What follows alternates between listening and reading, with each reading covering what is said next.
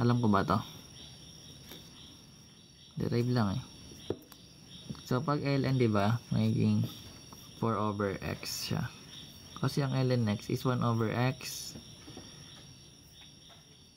Tapos yung e raised to 5, derivative ng 5. Hindi yung letter yun.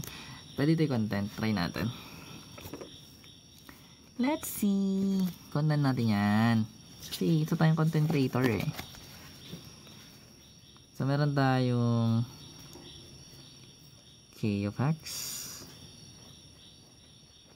which is equals to 4 ln x plus e raised to 5x. So basically guys, ito yung given natin.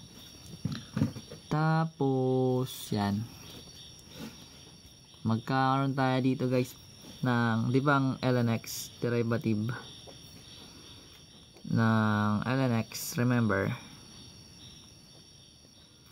that is 1 over x pag i-derive.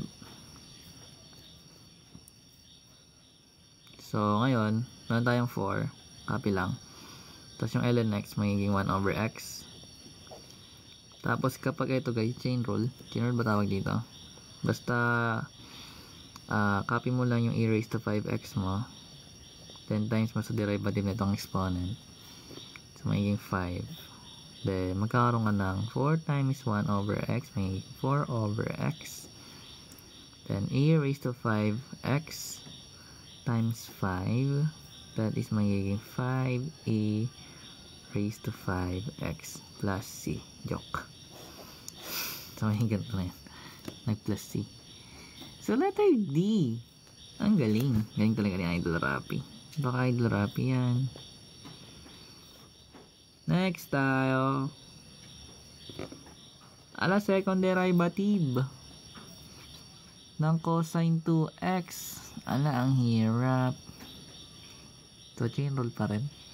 So magiging 2 negative 2 kasi cosine eh. So magiging negative 2 sine.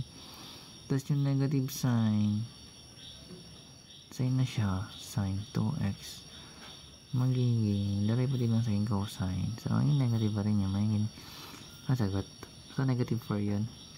At 3D yata ito. Check natin. I think na 3D siya. Kung tamang pag-aking mentalist. Tama ba, Idol? Wala na si Idol yata. Tulog na. Tulog na si Idol Rapi. Check natin. So, meron tayong given. Like, f of x